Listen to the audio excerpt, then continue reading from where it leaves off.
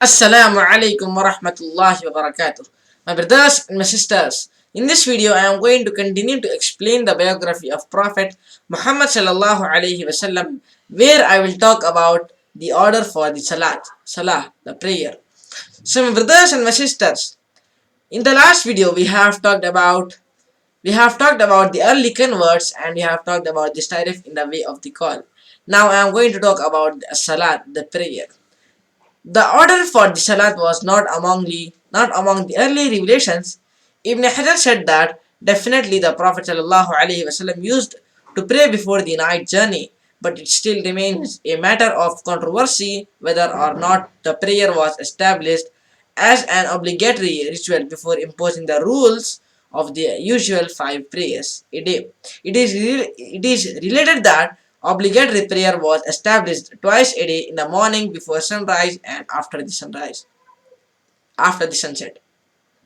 It is reported that through a chain of narrators that when the Prophet ﷺ received the first revelation, the angel Jibreel ﷺ proceeded to teach him how to perform wudu, ablution.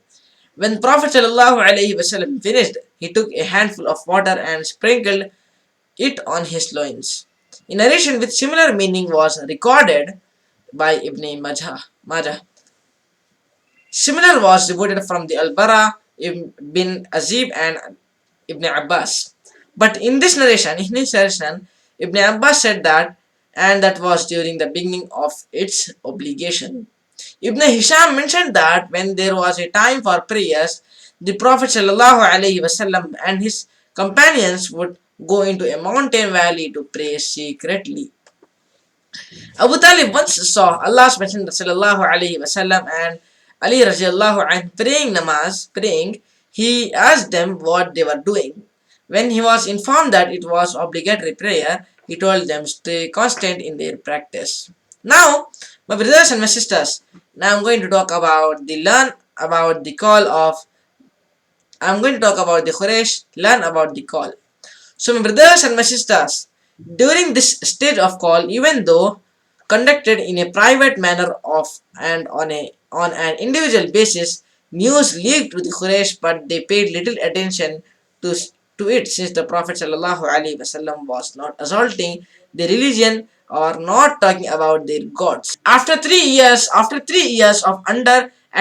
undercover activism, a group of believers emerged, stamped by a spirit of brotherhood and cooperation, with one definite objective in their mind: propagating and deeply establishing the call onto Islam. For full 3 years, Prophet Muhammad had been content to teach within a rather narrow circle. The time, however, had come to preach the faith of the Lord openly. Then revelation descended, giving Allah's Messenger the duty of publicizing it for his people, to confront them, invalidate for falsehood, and crush down their idolatrous practices. Now, my brothers and my sisters, now I am going to talk about the second stage. So from the time we are continuing this first stage, where we have talked about the Salah and other things. Now I am going to talk about the second stage, where I will talk about open preaching. First revelation regarding the preaching, وَأَنذِرْ عَشِيرَتَكَ الْأَقْرَبِينَ, and warn your tribe of near kindred. This was the first verse to be revealed in this context. It is included in Surah Ash-Shu'ara, chapter 26, the poets, which relates the story of Moses from his early days of prophethood, going through his migration with the children of Israel, their escape from the Pharaoh and his flock, through the drowning Pharaoh and his enemy armies. The chapter in the fact narrates the different stages of the Moses passed through in his struggle with the Fir'aun, and in Urdu, and the mission of calling his people onto Allah. Moreover to it includes the story that speak about the terrible end in the store for those who belied the messenger, such as the people of Nuh alayhi salam, Adam alayhi Tamud, Ibrahim, Lut, and Al-Khilah, companions of the wood, a group of people who used to worship a tree called Aicha. These stories are mentioned along with that of Pharaoh and his people in order to teach those who spread falsehood the outcome of those who did the same before them and their end.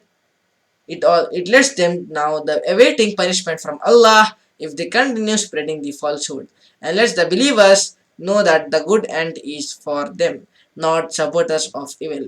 So my brothers and my sisters, this is all for this video, and Jazakallah Qairah for watching this video, and I seek forgiveness from Allah if I have done any mistakes while explaining the biography of Prophet Muhammad sallallahu alaihi wasallam. Jazakallah Qairah for watching this video, and I will see you in the next video.